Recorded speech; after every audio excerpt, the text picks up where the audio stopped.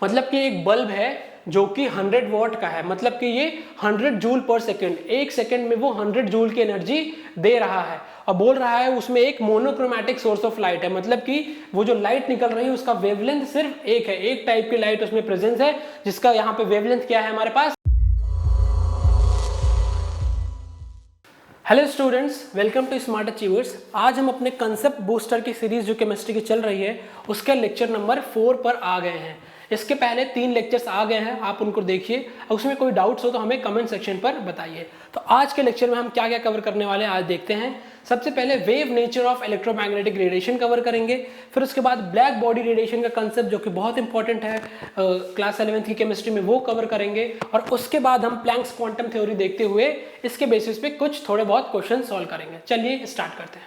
Electromagnetic radiations, what are these electromagnetic radiations, और इसका wave nature कैसे ट्रैवल करता है किसी भी मीडियम में या फिर विदाउट एनी मीडियम, ये हम इस चैप्टर में डिस्कस करेंगे। तो जैसे कि साइंटिस्ट की कम्युनिटी आगे बढ़ी, सबसे पहले हमारे पास एक जो चैलेंज आया वो लाइट का। लाइट जो है मेरे पास, जो हम वाइट लाइट देखते हैं, इसका नेचर डिफाइन करने में सबको बहुत सारी दिक्कतें आई, क्योंकि कुछ ऐसी प्रॉपर्टीज़ ये मेरी लाइट शो कर रही थी जो कि किससे डिफाइन हो रहा था, मेरा पार्टिकल नेचर से डिफाइन हो रहा था। लेकिन कुछ इसकी ऐसी प्रॉपर्टीज़ जैसे कि डिफ्रैक्शन एंड इंटरफेरेंस, ये इसका क्या है, वेव नेचर से डिफाइन हो रहा था। तो स्टार्टिंग में सबसे पहले जो थ्योरी आई लाइट के बारे में, मतलब ये वाइट लाइट जो हम देखते हैं, वाइट लाइट की जो इसके बारे में थ्योरी आई, सबसे पहले सर इसैक न्यूटन ने थ्योरी दी। उन्होंने बोला light is made up of small tiny particles that are called as corpuscles. उन्होंने बोला कि लाइट क्या है, मेरे पास जो लाइट है, जस्ट अ मिनट, उन्होंने बोला जो मेरा लाइट है that is made up of tiny. तो सर इसैक न्यूटन की जो सबसे पहले थ्योरी आई, उन्होंने बोला जो लाइट है, light is made up of small particles. इन्होंने बोला लाइट जो है मेरे पास, लाइट क्या है, is made up of tiny particles, जिसका नाम इन्होंने क्या दिया, जिसका नाम इन्होंने दिया लाइट कॉर्पस्कल्स। इन्होंने बोला लाइट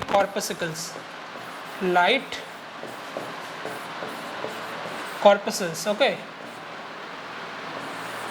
इन्होंने बोला ये जो स्मॉल टाइनी पार्टिकल्स जिससे लाइट बनी हुई है, वो किससे बनी हुई है, लाइट कॉर्पसल से बनी हुई है। तो ये थ्योरी जो सर इसैक न्यूटन की थी, ये किसकी थ्योरी है, बाय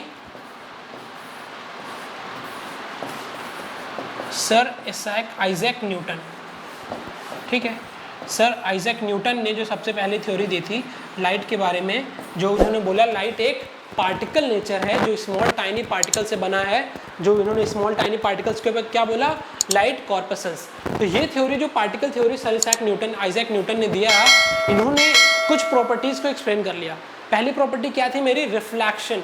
जब रिफ्लेक्शन होता है, जब हमारे पास कोई भी बॉडी है, यहाँ से रिफ्लेक्शन होता है, तो यहाँ पे जब लाइट पड़ती है तो वो उसका पार्टिकल नेचर की वजह से रिफ्लेक्शन होता है। जब लाइट जब मूव करती है, हमारे पास जो अभी प्रेजेंट थ्योरी है, लाइट जब मूव करती है तो वो कैसे, वेव फॉर्म में मूव करती है। लेकिन जब वो किसी पार्टिकल से इंटरैक्ट करती है, तब वो किस फॉर्म में इंटरैक्ट करती है, पार्टिकल नेचर से इंटरैक्ट करती है। जैसे कि लाइट यहाँ से आई, जब लाइट इससे इंटरैक्ट करेगी, यहाँ से यहाँ तक जब लाइट मूव करेगी तो उसका वेव नेचर होगा। जब वो किसी मैटर या ऑब्जेक्ट से इंटरैक्ट करेगी तो उसका पार्टिकल नेचर शो होगा। तो ये जो थ्योरी थी टाइनी पार्टिकल्स से लाइट मेरा बना हुआ है सर आइजैक न्यूटन द्वारा, ये क्या था मेरा, रिफ्लेक्शन और रिफ्रैक्शन को, रिफ्लेक्शन एंड रिफ्रैक्शन को ये अच्छे से एक्सप्लेन कर गई ये थ्योरी, ठीक है। उसके बाद जो आगे की थ्योरी आई वो कौन सी थी मेरी, क्रिस्टियन हाइजेंस एक साइंटिस्ट थे। उन्होंने बोला नहीं, लाइट क्या है, कुछ चीज़ें एक्सप्लेन नहीं कर पा रहा था पार्टिकल नेचर की वजह से। उन्होंने क्या बोला, लाइट पार्टिकल नेचर नहीं है, लाइट का एक वेव फॉर्म है, मतलब लाइट का क्या है, वेव नेचर है। उन्होंने बोला लाइट एक वेव नेचर है और वो एक हाइपोथेटिकल मीडियम में ट्रैवल करती है, जिसका नाम इन्होंने बोला ईथर। उन्होंने बोला एक हाइपोथेटिकल मीडियम है जिसमें लाइट ट्रैवल करती है वेव नेचर के थ्रू। ये किसने बोला, दूसरे साइंटिस्ट क्रिश्चियन हाइजेंस ने। और भी थ्योरीज आई। तो मतलब ये पजल्स रहे हैं हमारे पास लाइट के नेचर को एक्सेप्ट करने में, एक्सेप्ट करने में ये पजल्स रहे हैं। आज हमको पता है कि लाइट के पास दोनों कैरेक्टर है, लेकिन स्टार्टिंग में ऐसी ऐसी थ्योरीज डेवलप हुई हैं। आज हमारे पास जो टॉपिक है वो इसी से रिलेटेड है। ऑलराइट, ये हम थोड़ा हिस्टोरिकल बैकग्राउंड पढ़ रहे थे, लाइट के नेचर मतलब इलेक्ट्रोमैग्नेटिक रेडिएशन आया कहाँ से। पहला जो है मेरे पास wave nature of electromagnetic radiation. तो what is this electromagnetic radiation? Electromagnetic radiation क्या होता है? ये क्या होता है? It is a form of energy. Electromagnetic radiation क्या है? एक फॉर्म ऑफ एनर्जी है जो ट्रैवल करती है इन मीडियम। मीडियम कौन सा? विदाउट एनी मीडियम, मतलब जो भी मेरा इलेक्ट्रोमैग्नेटिक मीडियम है, इलेक्ट्रोमैग्नेटिक रेडिएशन है, वो क्या है? बिना किसी मीडियम के ट्रैवल करती है। ये क्या है? It is a form of energy. Electromagnetic radiation is a form of energy which travels in the form of wave। Wave का दो नेचर है, electric field and magnetic field, जो हम आगे पढ़ने वाले हैं। ठीक है, तो हम आ जाते हैं wave nature of electromagnetic radiation. तो यहाँ पे क्या है?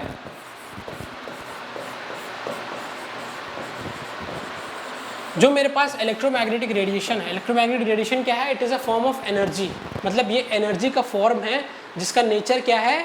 वेव तरीके का है। वेव मतलब कि वो ऐसे कुछ ट्रैवल कर रहा होगा। ठीक है, ये क्या होता है? मेरा वेव के ट्रैवल करने का फ्लो होता है। ठीक है, स्टॉप।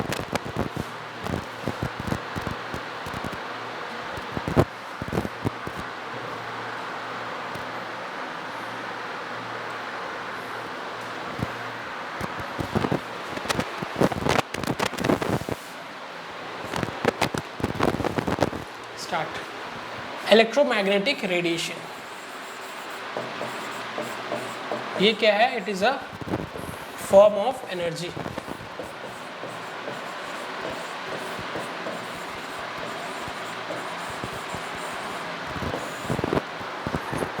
जेम्स मैक्सवेल जो हमारे पास साइंटिस्ट थे, he was the first scientist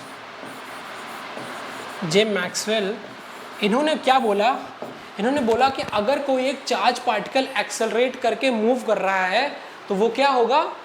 electric और मैग्नेटिक फील्ड जनरेट करेगा। मतलब अगर कोई चार्ज पार्टिकल मूव कर रहा है तो वो एक इलेक्ट्रोमैग्नेटिक रेडिएशन से की तरह मूव करेगा।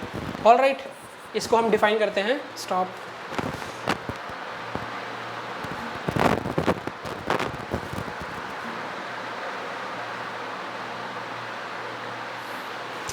जेम्स मैक्सवेल, स्टार्ट करते हैं। जेम्स मैक्सवेल ने क्या बोला? When a charge particle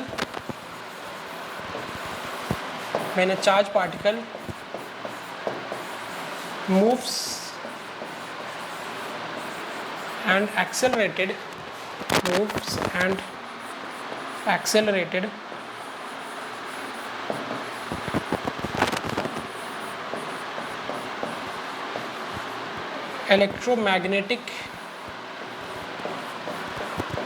electromagnetic waves are produced and are transmitted.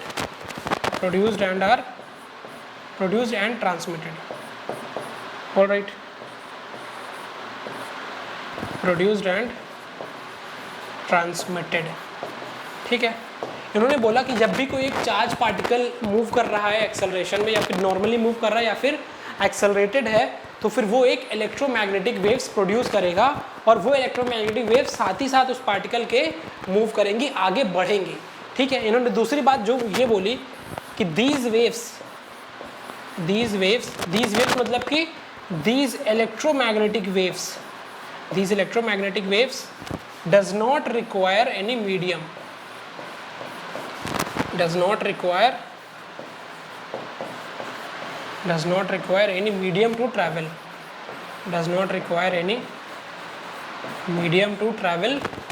unlike sound waves, unlike sound wave। Alright, जैसे कि साउंड क्या है? साउंड भी एक वेव की तरह मूव करती है रिफ्रैक्शन और कंप्रेशन के थ्रू, लेकिन साउंड वेव्स को मूव करने के लिए मुझे मीडियम चाहिए होता है, सॉलिड, लिक्विड और गैस। वो वैक्यूम में साउंड वेव्स मूव नहीं करती है। इसीलिए हम देखते हैं साउंड वेव्स की जो स्पीड होती है सॉलिड में सबसे ज़्यादा होती है, फिर लिक्विड में होती है, फिर गैसेस में होती है। तो मतलब साउंड वेव्स को मूव करने के लिए मुझे एक मीडियम चाहिए होगा, लेकिन इलेक्ट्रोमैग्नेटिक वेव्स को मूव करने के लिए मुझे कोई भी मीडियम नहीं चाहिए होगा। तो इससे पहले हमारे पास जो थ्योरी थी वो कौन सी थी बच्चों? वो थी जेम्स मैक्सवेल की कौन सी थ्योरी थी? Wave nature of electromagnetic radiations. तो जो wave nature of electromagnetic radiations था वो certain properties, for example certain properties जैसे कि हमारे पास certain properties like interference, certain properties like interference and diffraction, interference and diffraction, ये जो दो प्रॉपर्टीज थी इंटरफेरेंस और डिफ्रैक्शन की, ये हमारा wave nature of electromagnetic radiation ने एक्सप्लेन कर दिया था एग्जैक्टली। लेकिन कुछ और सारी प्रॉपर्टीज थी, फॉर एग्जांपल जैसे कि हमारे पास फोटो इलेक्ट्रिक इफेक्ट है, ब्लैक बॉडी रेडिएशन है, variation of heat capacities with respect to temperature, ये सारी जो वैल्यूज थी हमारी, वो wave nature of electromagnetic radiation जो था वो एक्सप्लेन नहीं कर पाया है। इस वजह से हमको एक नई थ्योरी की जरूरत पड़ेगी जो है मेरा particle nature of electromagnetic radiation. तो इस लेक्चर में आज हम particle nature of electromagnetic radiation देखेंगे और साथ ही साथ प्लैंक्स की क्वांटम थ्योरी देखेंगे। ठीक है, चलिए आगे बढ़ते हैं। तो अभी हमने क्या पढ़ा? Properties like diffraction. डिफ्रैक्शन क्या था मेरा? जैसे कि अगर हम इंटरफेरेंस की बात करें तो ये है मेरे पास, ये हमारे पास कौन सा एक्सपेरिमेंट है? Young's double slit experiment, Young's double slit experiment, Young's double slit experiment. ये कौन सा प्रॉपर्टी है मेरा? इंटरफेरेंस। इंटरफेरेंस जो प्रॉपर्टी है, इंटरफेरेंस प्रॉपर्टी जो है वो क्या है मेरा? उन्होंने मतलब wave nature of electromagnetic radiation ने इंटरफेरेंस की प्रॉपर्टी एक्सप्लेन कर दी थी। इंटरफेरेंस क्या है? यहाँ पे क्या है, एक मैं यहाँ पे लाइट सोर्स भेज रहा हूँ, लाइट सोर्स है जो कि एक ये डबल स्लिट एक्सपेरिमेंट है। इसमें क्या है, यहाँ पे ये जो होल है ये बहुत ही छोटा है, जितना छोटा है जैसे वेवलेंथ ऑफ लाइट है उसी नेचर का ये होल है। तो अगर यहाँ से जब कोई भी वेव निकलेगी वो in the form of wave निकलेगी, ठीक है, in the form of wave निकलेगी, और यहाँ से जो वेव निकलेगी वो भी in the form of waves निकलेगी। तो क्या होगा, ये जो दो वेव्स आ रही हैं तो इनमें क्या हो सकता है, इसको जब मैं एक्सपेरिमेंट में दिखता हूँ तो यहाँ पर कहीं पर ब्राइट स्पॉट आता है, कहीं पर हमारे पास ब्राइट स्पॉट आता है, ठीक है, और कहीं पर मेरे पास डार्क स्पॉट आता है, डार्क स्पॉट और ब्राइट स्पॉट, यहाँ पे ब्राइट, यहाँ पर डार्क। तो ये जो फिनोमेना है ये कैसे एक्सप्लेन होता है हमारा वेव नेचर ऑफ इलेक्ट्रोमैग्नेटिक से। बात ये है कि ये दो वेव्स आ रही हैं अगर, तो क्या है इनके बीच में दो टाइप्स के इंटरेक्शन हो सकते हैं। एक है मेरा कंस्ट्रक्टिव इंटरफेरेंस। कंस्ट्रक्टिव इंटरफेरेंस में जब इन दोनों का एम्पलीट्यूड सेम फेज में है, बच्चों सेम फेज में है, तो क्या होगा, ये होगा कंस्ट्रक्टिव इंटरफेरेंस। तो ये जो मेरा नया फेज बनेगा वो क्या हो जाएगा, इन दोनों के एडिशन से बनेगा। तो मतलब अगर पहले एम्पलीट्यूड ए था इस वेव का ए एम्पलीट्यूड था, जब इनके कंस्ट्रक्टिव इंटरफेरेंस होगा तो वहां पर 2a एम्पलीट्यूड हो जाएगा उस वेव का। तो इस वजह से यहां पर मुझे ब्राइट लाइट मिलेगी। जब यहाँ पर डिस्ट्रक्टिव इंटरफेरेंस मिलेगा तो एक वेव का जो है, एक वेव का अगर फेज ये है तो इसका ऑपोजिट फेज जो होगा मेरे पास दूसरी वेव का होगा। तो जब ये इसका एम्पलीट्यूड प्लस ए है तब इसका एम्पलीट्यूड, इस वेव का एम्पलीट्यूड माइनस ए है। तो जब ये दोनों वेव्स एक दूसरे के साथ इंटरफेरेंस करेंगी तो ये जो टोटल आएगा नेट क्या आएगा, इनका 0 आएगा। वहां पर मुझे डार्क स्पॉट मिलेगा। तो यहाँ पे जब मैं ये YDS एक्सपेरिमेंट करता हूँ, यंग्स डबल स्लिट एक्सपेरिमेंट करता हूँ, तो इसमें मुझे क्या मिल रहा है, ब्राइट और डार्क स्पॉट मिल रहा है। यहाँ पे मैंने क्या किया, दो स्लिट ली, उसमें छोटा सा एक गैप है, इस गैप से जब मैं लाइट वेव्स को पास करता हूँ, ये गैप बहुत छोटा है, इस वजह से जब यहाँ से लाइट निकल रही है ये in the form of waves निकल रही है। ये एक वेव से निकल रही है, ये एक वेव से निकल रही है। जब ये दोनों वेव्स एक दूसरे के साथ इंटरैक्ट करेंगी तब वहां पे एक हो सकता है कंस्ट्रक्टिव इंटरफेरेंस, दूसरा क्या हो सकता है, डिस्ट्रक्टिव इंटरफेरेंस। जब कंस्ट्रक्टिव इंटरफेरेंस होगा तो दोनों के एम्पलीट्यूड बढ़ जाएंगे, जब वहां पे मुझे ब्राइट लाइट मिलेगा। जब दोनों एक फेज में है तब वहां पे कंस्ट्रक्टिव इंटरफेरेंस मिलेगा, जब दोनों ही ऑपोजिट फेज में है तब वहां पर क्या होगा, डिस्ट्रक्टिव इंटरफेरेंस मिलेगा। डिस्ट्रक्टिव इंटरफेरेंस में मेरे पास डार्क स्पॉट मिलेगा और एक जगह ब्राइट स्पॉट मिलेगा। तो ये हमारा वेव नेचर ऑफ जो है इलेक्ट्रोमैग्नेटिक रेडिएशन का वो इंटरफेरेंस अच्छे से एक्सप्लेन कर पाता है। लेकिन और सारे एक्सपेरिमेंट्स हैं हमारे पास, जैसे कि कौन कौन से एक्सपेरिमेंट्स हैं, आगे बढ़ते हैं। Experiments like photo electric effect, photo electric effect. दूसरा क्या है मेरे पास, black body radiation, black body radiation हो गया, फोटो इलेक्ट्रिक इफेक्ट हो गया। तो ये सारे एक्सपेरिमेंट्स जो हैं वो मेरा wave nature of electromagnetic radiation explain नहीं कर पाए। और क्या है, variation of heat capacities, variation of heat capacities, heat capacity क्या होती है, amount of energy required to raise the temperature by 1 degree Celsius of a particular object having mass m। किसी भी ऑब्जेक्ट का अगर मुझे इसका टेम्परेचर 1 डिग्री सेल्सियस से इंक्रीज करना है, किसी 1 किलोग्राम का मान लेते हैं, तो जो एनर्जी रिक्वायर्ड होती है वो क्या होती है, हीट कैपेसिटी। ये मोलर हीट कैपेसिटी हो जाएगी जब क्या हो जाएगा, 1 मोल सब्सटेंस का मुझे टेम्परेचर इंक्रीज करना है बाई 1 डिग्री सेल्सियस। तो ये सारे एक्सपेरिमेंट्स जो हैं cannot be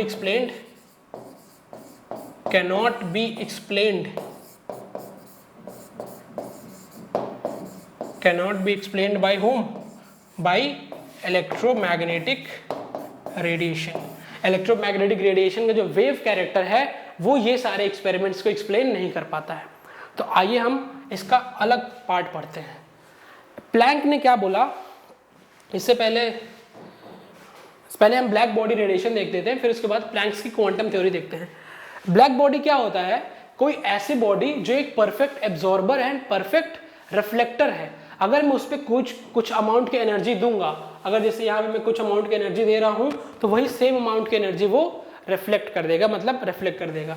जैसे कि ये मेरे पास अगर कोई बॉडी है, ठीक है, इसको अगर मैं एनर्जी दे रहा हूँ, ठीक है, तो इसके पास 3 ऑप्शंस हैं। या तो इसको ये एब्जॉर्ब कर ले, ठीक है, एब्जॉर्ब करके अपना टेम्परेचर बढ़ा ले, या तो उसको वो रिफ्लेक्ट हो जाए यहाँ से एनर्जी, या तो एनर्जी यहाँ से रिफ्लेक्ट हो जाए, या तो फिर क्या हो जाए, ये पास थ्रू हो जाए, इसके पास थ्रू हो जाए, मतलब इससे जो भी हमने वेव्स है इससे पास हो जाए। इसके पास 3 ऑप्शन से कोई भी मेरे पास ये बॉडी है, ठीक है।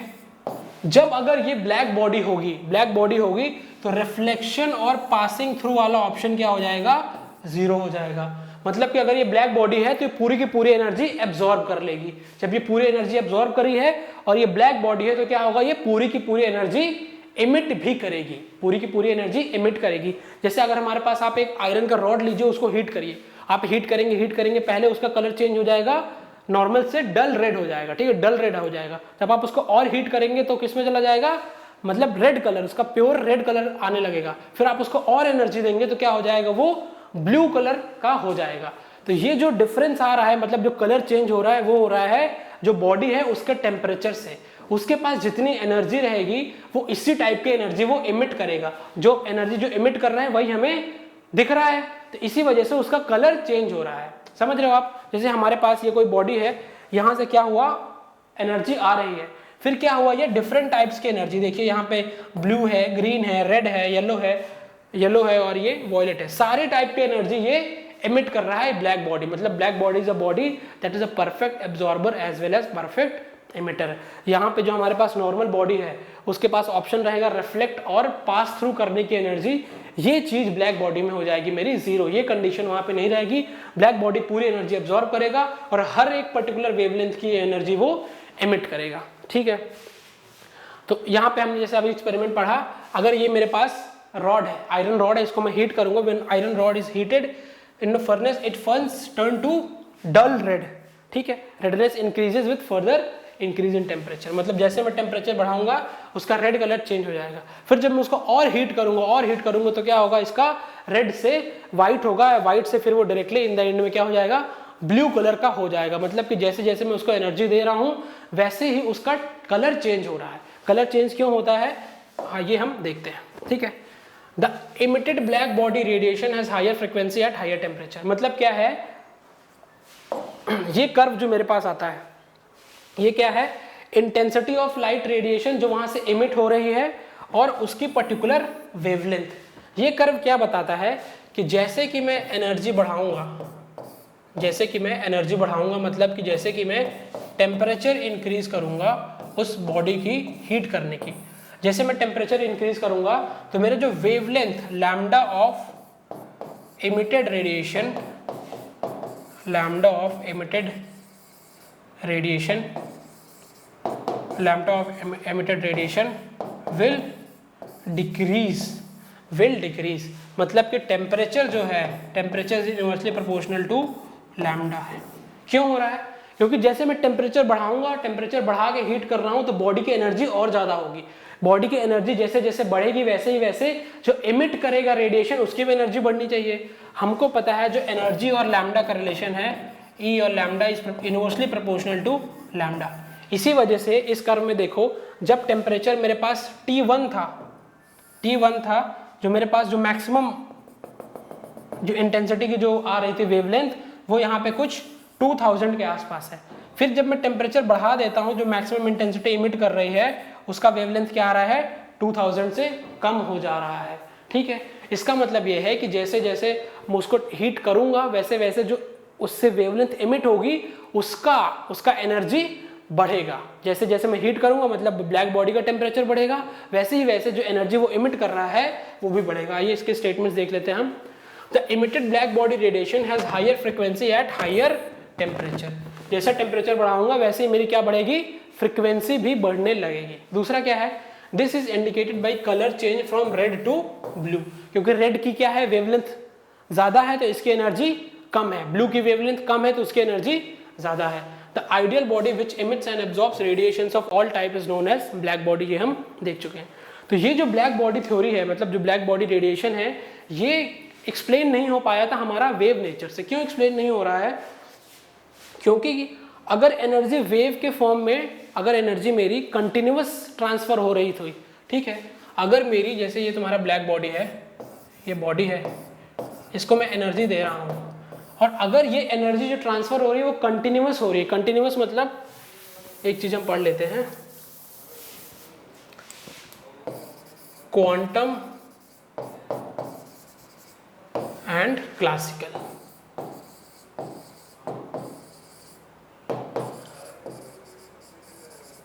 क्लासिकल मैकेनिक्स, ठीक है। क्वांटम और क्लासिकल मैकेनिक्स में फर्क जो इंपॉर्टेंट है, सबसे पहले क्या है, ये माइक्रो ऑब्जेक्ट के लिए ज़्यादा वैलिड है, ये क्या है ज़्यादातर मैक्रो मतलब कि बल्क वाली चीज़ों के लिए ये ज़्यादा वैलिड है। माइक्रो में क्या होगा, जो एनर्जी ट्रांसफर हो रही है, energy transfer in the form of discrete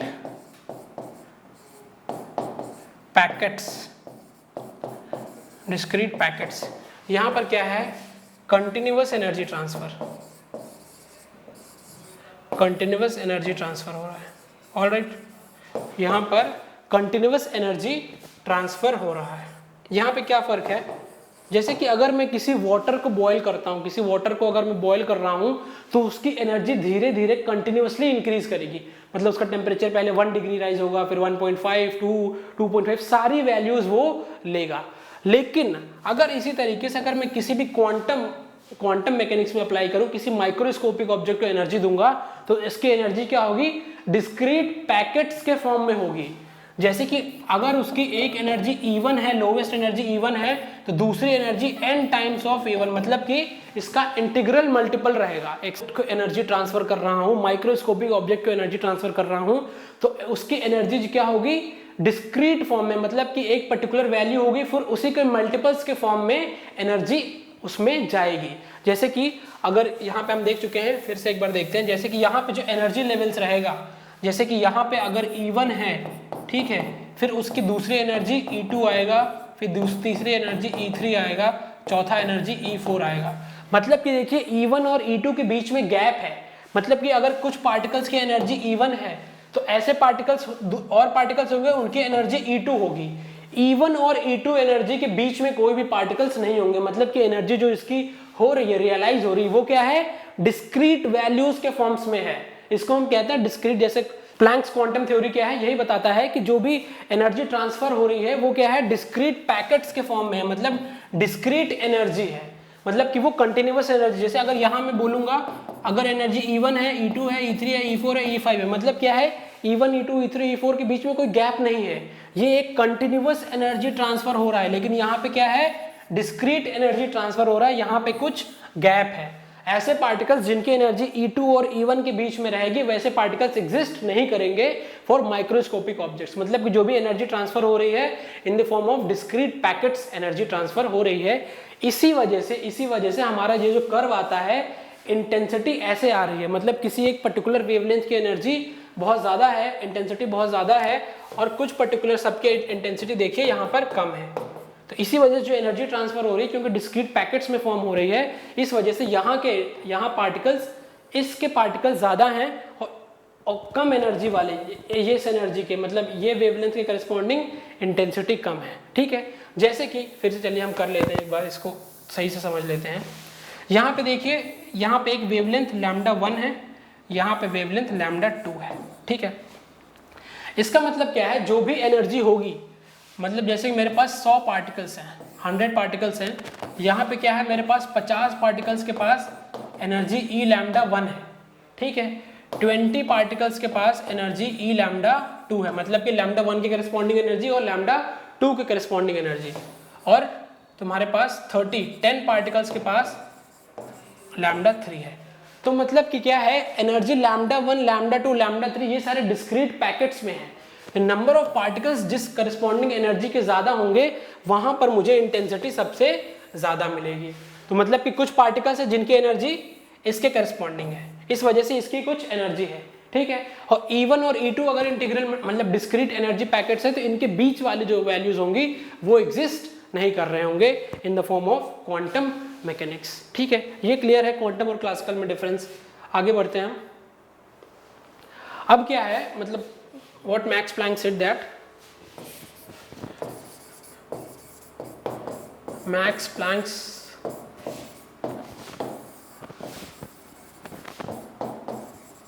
quantum theory, ठीक है, इन्होंने क्या बोला, एनर्जी ऑफ वेव और इलेक्ट्रोमैग्नेटिक रेडिएशन, इन्होंने बोला एनर्जी जो ट्रांसफर हो रही है वो कंटिन्यूअस फॉर्म में नहीं हो रही है but in the form of discrete packets के फॉर्म में एनर्जी ट्रांसफर हो रही है। एनर्जी ऑफ वेव्स और is transferred not continuously, not in continuous waves but in the form of packets, but in the form of discrete packets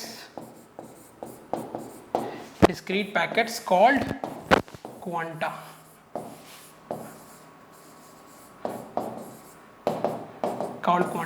मतलब कि energy एक discrete packets के फॉर्म्स में ट्रांसफर हो रही है, और जो स्मॉलेस्ट क्वांटा है, मतलब जो स्मॉलेस्ट यूनिट है, इसको क्या कहते हैं हम, स्मॉलेस्ट जो यूनिट है, smallest quanta is photon. Smallest quanta is photon. Alright, ठीक है, इसका मतलब क्या है, अगर मेरे पास यहाँ पे कहीं से 100 जूल पर सेकेंड एनर्जी आ रही है, ठीक है, 100 जूल पर सेकेंड एनर्जी के जैसे कहीं से किसी बल्ब से रेडिएट हो रहा है, तो क्या होगा, इसमें एक पर्टिकुलर वेवलेंथ की एनर्जी रिलीज हो रही होगी। जैसे कि ई लैम्डा है मेरे पास Ehcλ, ठीक है, कोई एक वेव, पर्टिकुलर वेव की एनर्जी ये है। तो इस तरह की बहुत सारी वेव्स मिलके इस करस्पॉन्डिंग एनर्जी को दे रही होंगी, मतलब कि यही एनर्जी के बहुत सारे पार्टिकल्स होंगे, बहुत सारे वेव्स होंगे जो ओवरऑल एनर्जी 100 जूल पर सेकेंड रेडिएट कर रहे होंगे। ठीक है, आगे बढ़ते हैं हम। जैसे कि ये है हमारे क्या, quantum of light radiation is called photon, मतलब कि सबसे स्मॉलेस्ट यूनिट जो है एनर्जी की, जब वहां पे डिस्क्रीट एनर्जी ट्रांसफर हो रही है उसको कहते हैं हम photon.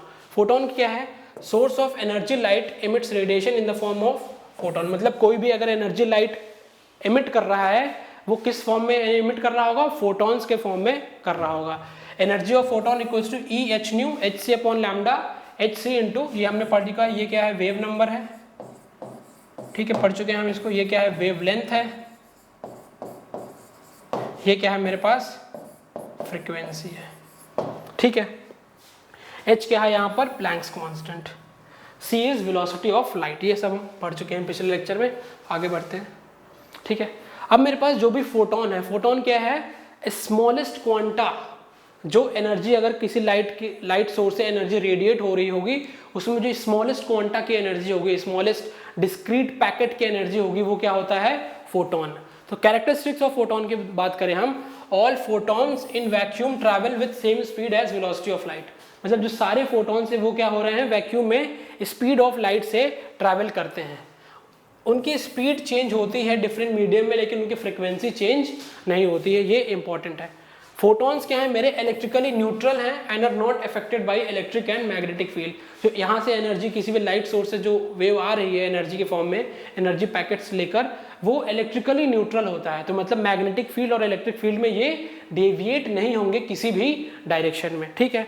Photons travel as waves but absorbed as particles, इसका मतलब ये है फोटॉन्स जैसे यहाँ से एनर्जी आ रही है तो ये एज अ वेव ट्रैवल करेगा, लेकिन अगर ये किसी भी मैटर हो गया, जैसे यहाँ पर सोडियम प्लेट लगा दिया, जब इससे इसका इंटरेक्शन होगा तब यहाँ पे उसका कौन सा पार्टिकल, कौन सा नेचर शो होगा, पार्टिकल नेचर शो होगा। मतलब जब कोई एनर्जी किसी मैटर में एब्जॉर्ब हो रही है वो पार्टिकल नेचर के थ्रू एब्जॉर्ब होती है, ना कि वेव नेचर के थ्रू, ठीक है। ये एक इंपॉर्टेंट पॉइंट है यहाँ पर जो हमें याद रखना है, ठीक है। तो यहाँ पे क्या है, energy of radiation is directly proportional to frequency of radiation. कैसे होता है, E equals to h c upon lambda. इसको क्या लिख सकते हैं हम, H इंटू हम इसको न्यू लिख सकते हैं। न्यू क्या है यहाँ पर, फ्रीक्वेंसी है। दूसरा क्या है, it is inversely proportional to wavelength, यहाँ हम देख चुके हैं E is inversely proportional to lambda, ये हम देख चुके हैं। It is directly proportional to wave number, हम देखे हैं, equals to h c into wave number.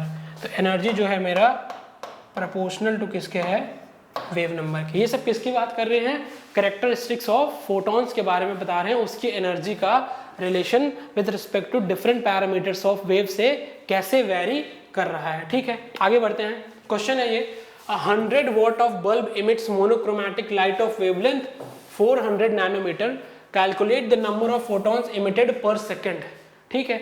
बोल रहा है कि एक कोई बल्ब है मेरे पास, ये जैसे बल्ब है, ये क्या है, ये लाइट इमिट कर रहा है, क्या इमिट कर रहा है, ये 100 वॉट्स इमिट कर रहा है। इसका मतलब क्या है, ये 100 जूल की एनर्जी पर सेकंड ये इमिट कर रहा होगा, ठीक है। अब मुझे बताना है, और बोल रहे हैं कि ये जो मोनोक्रोमैटिक मतलब कि एक ही टाइप की वेवलेंथ ये इमिट कर रहा है, ठीक है।